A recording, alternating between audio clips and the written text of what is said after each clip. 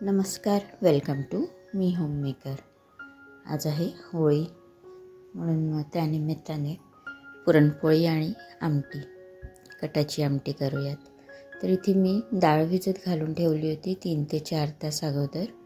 छान भिजली आहे। आता कुकरला लावून घेऊयात।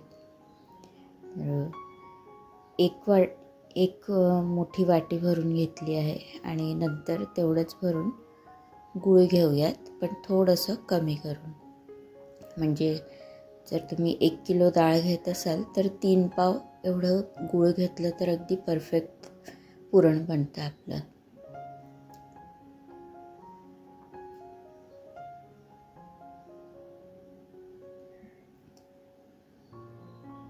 तर डाळ धुतली का त्यात पाणी टाकून तसंच भिजत ठेवावं नेहमी, म्हणजे अगदी छान भिजते।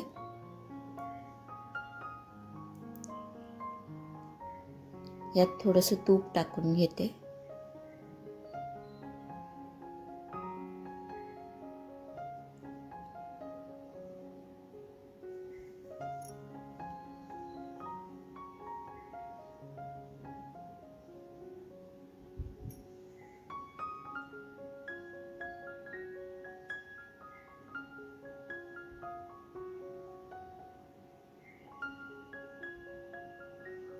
तीन ते 4 शिट्यांमध्ये अगदी व्यवस्थित डाळ शिजून जाईल। डाळ होतीये तोपर्यंत आपण कटाची आमटी करते, तर त्याकरता मसाला तयार करून घेऊयात। तर इथे मी कांदा घेतला आहे। अगोदर कांदा थोडासा भाजून घेतला का मग सुका खोबरा, धणे, जिरे आणि थोडीशी तिळ घेतली आहे। तर तुम्हाला जर का खूप स्पायसी अशी म्हणजे तिखट हवी असेल तर खडा मसाला असतो तो पण घेतला तरी चालेल, पण मी फक्त एवढंच घेते। आणि थोडंसं यात आलं लसूण पण टाकलं तरी चालेल। माझ्याकडे अद्रक लसूणची पेस्ट ऑलरेडी आहे, म्हणून मग मी नाही भाजत आहे।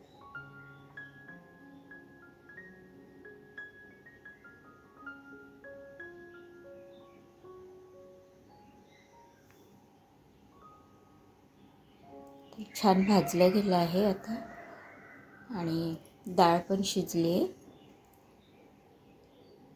तर इथे बघू शकता, थोडंसं पाणी जास्त टाकायचं, म्हणजे आपल्याला आमटी करायची असते म्हणून। आणि डाळ पण व्यवस्थित अशी म्हणजे खूप जास्त घाटा करायची नाही डाळीचा।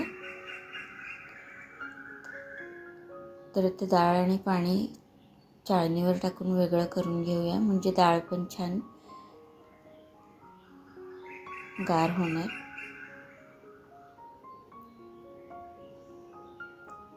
तर ते साईडला ठेवते मी आता थोडा वेळ, आणि आपण पीठ मळून घेऊयात। तर 2 चमचाभर म्हणजे 2 वाटीभर घेतली आहे पीठ।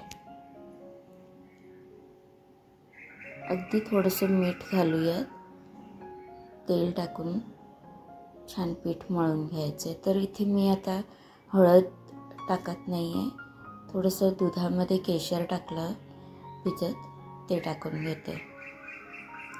तर खूप पिवळी अशी होणार नाही, पण पुरण आपण टाकतो ना, त्यामुळे पण चपाती छान थोडीशी पिवळीसर दिसून येते। तर थोडं थोडं पाणी टाकून आपण पीठ मळून घेऊयात।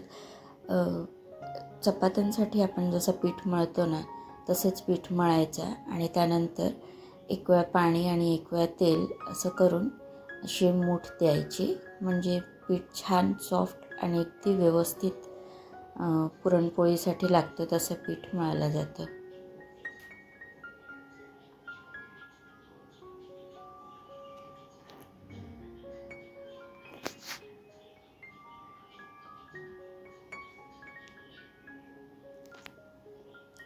हे मी आता साईडला ठेवून देते थोडा वेळ।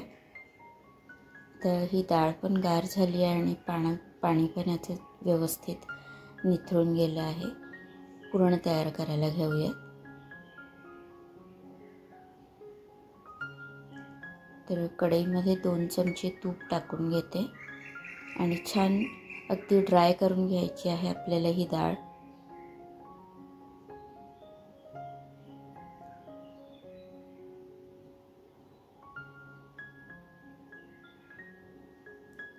तर थोडीशी डाळ मी साईडला काढून ठेवून घेते आमटी करता.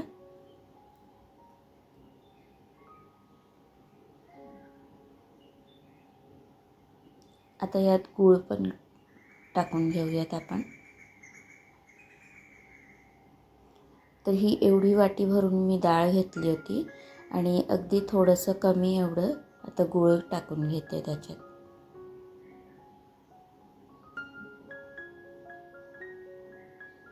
तर एकसारखं आपण ह्याला फिरवत राहायचं म्हणजे डाळ लागणार पण नाही आणि थोडीशी फिरवतानाच थोडीशी बारीक होते ही. तर इथे बघा छान झालेलं आहे आणि चमचा असा सरळ उभा राहिला म्हणजे आपलं पुरण तयार आहे. तर गॅस बंद करून घेतला. आता वेलचीची पावडर टाकून घेते. जायफळ पावडर असेल तर ती टाकली तरी चालेल. हे आता व्यवस्थित मिक्स होऊन गार होऊ देऊयात.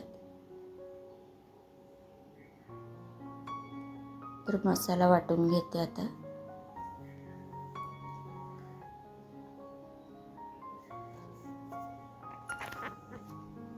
यात थोडंसं कोथिंबीर पण टाकून घेऊयात.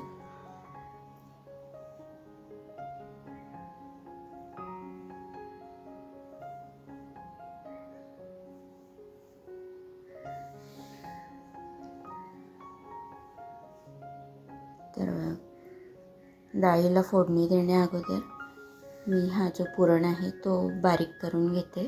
तर तुमच्याकडे पुरण बारीक करण्याचा जो यंत्र असतो त्यात केलं तरी चालेल. माझ्याकडे नाही आहे तर मी ह्या चाळणीतून असं बारीक करून घेते. मिक्सरमध्ये करायचं नाही कारण मग ते खूप जास्त पातळ होऊन जातं नंतर मिक्सरच्या गरमीमुळे. तर ह्या अशा पद्धतीने खालच्या बाजूने अगदी छान आणि मस्त असं बारीक होऊन व्यवस्थित आपलं पुरण येतं. तर खूप वेळ लागत होता म्हणून मग खाली बसून इथे करायला घेतलं आहे. आता डाळीला फोडणी देऊन देते आमटीला. तर चिंच नव्हती म्हणून मग आता टोमॅटो टाकून घेते मी अगोदर. तर तेल टाकून त्यात जिरं मोहरी हिंग घालूयात.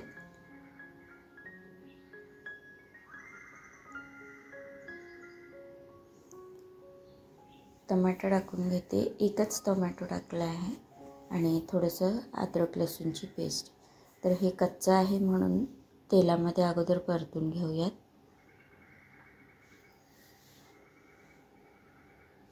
हळद आणि लाल तिखट टाकून घेते.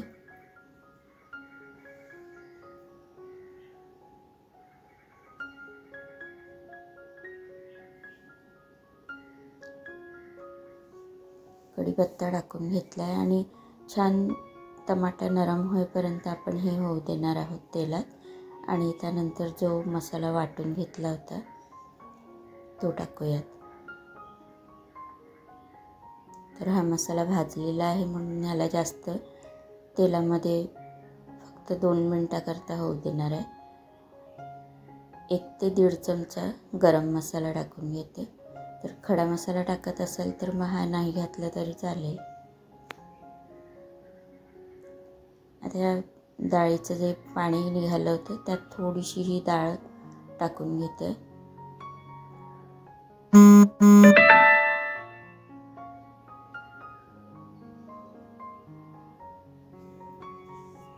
तर थोडी पातळ अजून हवी असेल तर पाणी घातलं तरी चालेल.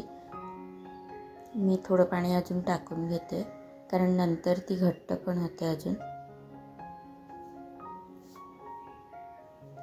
मीठ टाकून घेऊयात आणि थोडंसं गूळ टाकून घ्यायचं. तर ह्याला आता छान उकळी येऊ देऊयात. तोपर्यंत इथे पिठाचे आपण गोळे करूयात पुरणपोळीसाठी. तर छान अगदी मस्त नरम असं पीठ आपलं तयार झालेलं आहे.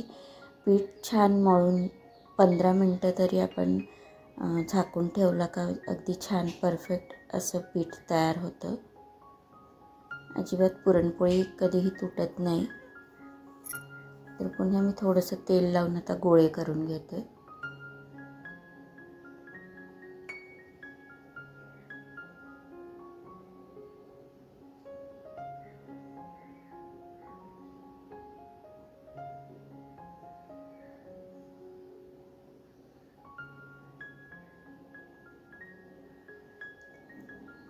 तर आमटी तयार झाली आहे, भात पण तयार केला आहे.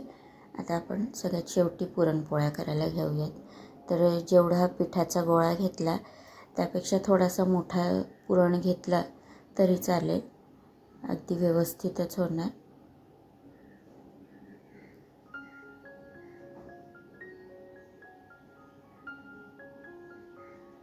तर वरचा जो जास्त पीठ आहे तो मी काढून घेते आणि थोडंसं पीठ लावून, सुकं पीठ लावून आपण हे लाटून घेऊयात.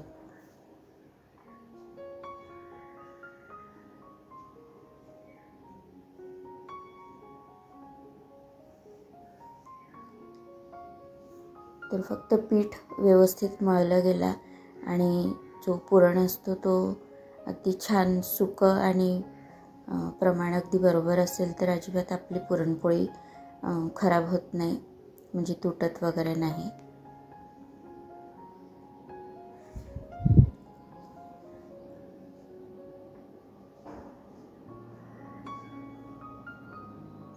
दोघेही गोळे सारखे घ्यायचे, म्हणजे थोडे छोटे छोटेच घ्यायचे, तर अगदी बरोबर. मी थोडं मोठं घेतलं आहे म्हणून पोलपाटापेक्षा पण मोठी पोळी तयार होते.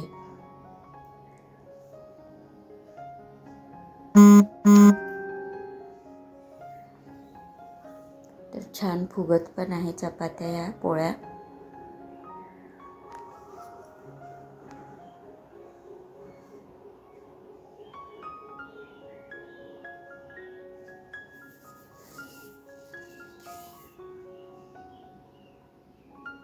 अगदी इतकं पीठ व्यवस्थित नरम आणि सारण बरोबर आहे का ती हाताने पण थापून केली तरी अगदी बरोबर होणार. पण लाटून केल्याने, म्हणजे थापून तसं अगदी परफेक्ट मला जमत नाही. लाटल्याने कशी अगदी सगळीकडनं बरोबर एकसारखी लाटली जाते, तर म्हणून मग मी लाटण्यानेच करते. जर तुम्हाला थापून येत असेल तर फक्त तेल लावून लावून हाताने थापली तरी अगदी परफेक्ट होते. तर इथे माझी पुरणपोळी पण तयार झाली आहे. थोडं तूप लावून घेतलं आहे दोघं बाजूने आणि मस्त फुगली आहे.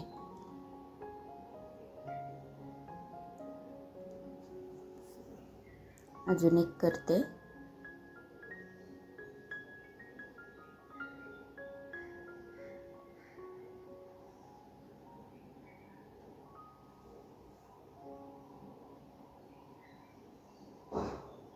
तर तुम्ही होळीला पुरणपोळी, आमटी आणि ह्यासोबत अजून दुसरं काय काय बनवतात कमेंटमध्ये सांगा. तर इथे बघा छान मस्त अशी फुगली आहे ही, पण चमच्याचा जो टोक आहे तो लागल्यामुळे एका बाजूने थोडीशी फाटली आहे.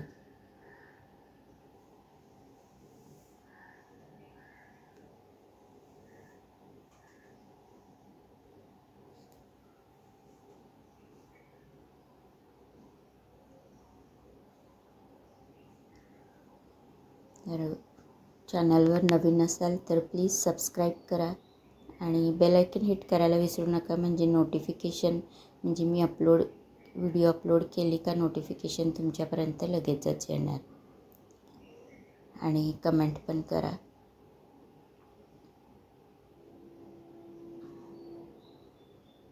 तर चला आता पोळ्या मी अजून बाकीच्या पण करून घेते आणि नंतर आपण वाढायला घेऊयात. तर थोडीशी कुरडई तळून घेतली आहे.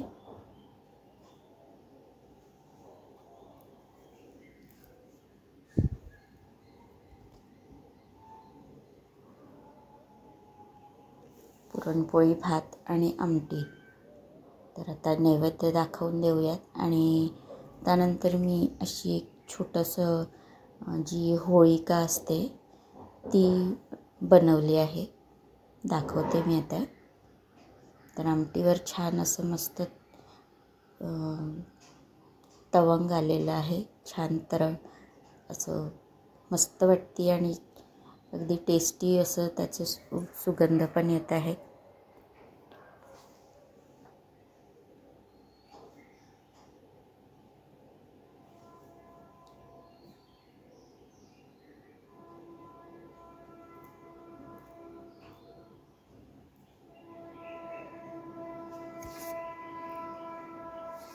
तर आपलं जेवण रेडी आहे आणि असं मी तयार केलं आहे.